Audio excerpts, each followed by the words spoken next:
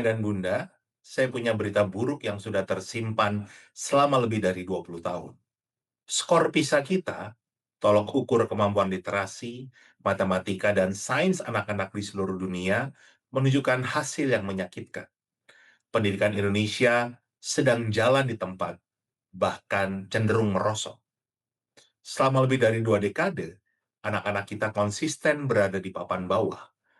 Artinya, selama 20 tahun lebih, kita membiarkan generasi demi generasi lulus sekolah tanpa benar-benar memiliki kemampuan berpikir kritis yang dibutuhkan di dunia nyata.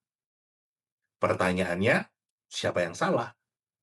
Presidennya, menteri pendidikannya, gurunya, atau kurikulumnya yang gonta-ganti?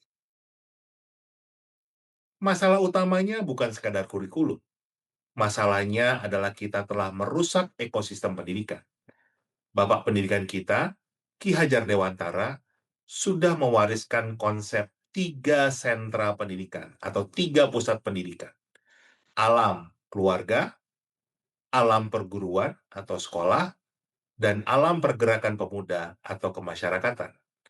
Ketiganya harus seimbang seperti kaki kursi. Tapi apa yang terjadi hari ini? Kita memotong 2 kakinya dan memaksa 1 kaki, yaitu sekolah, untuk menopang semuanya.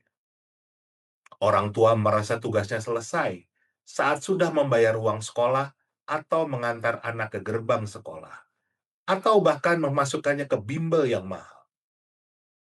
Tolong ya Pak Guru, Bu Guru, anak saya dijadikan pintar dan berakhlak. Maaf Ayah dan Bunda, sekolah bukan laundry atau binatu tempat kita menitipkan anak yang dalam tanda kutip kotor, lalu berharap keluar dalam keadaan bersih dan rapi. Tanpa peran rumah, sekolah hanya akan menjadi pabrik ijazah, bukan pusat ilmu. Inilah penyebab munculnya ilusi prestasi. Anak kita mungkin juara kelas, nilainya 9 atau 10, ijazahnya mentereng. Tapi saat diuji secara internasional lewat PISA, yang menguji daya nalar, anak-anak kita tumbang. Kenapa? Karena di sekolah mereka hanya belajar cara menjawab soal, bukan cara berpikir. Fondasi berpikir itu, Ayah Bunda, harusnya tumbuh di sentra pertama dan utama, alam keluarga. Disinilah literasi dimulai, bukan lewat paksaan membaca di usia 4 tahun, tapi lewat kebiasaan berdiskusi, bertanya mengapa, dan kehangatan mendongeng di saat waktu senggang atau sebelum tidur. Selama kita hanya mengandalkan sekolah sebagai satu-satunya sentra pendidikan, selama itu pula skor PISA kita tidak akan beranjak dari dasar jurang.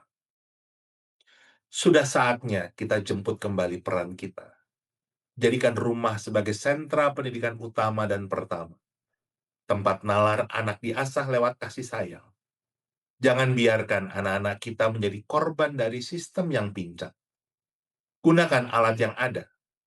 Itulah alasan saya membangun channel Cerita Rakyat Nyidayat di platform TikTok, Instagram, maupun YouTube. Di sana saya menyediakan bahan dongeng rakyat dan cerita-cerita bermakna yang bisa Ayah dan Bunda akses secara gratis kapanpun, dimanapun. Tujuannya satu, membantu Anda membangun fondasi literasi di rumah tanpa harus ribet. Mari kita imbangi peran sekolah. Jangan biarkan guru berjuang sendirian di kelas, sementara kita abai di meja makan. Skor PISA adalah cermin, tapi tangan kitalah yang memegang kendali untuk merubah wajah pendidikan itu. Pendidikan adalah tanggung jawab bersama.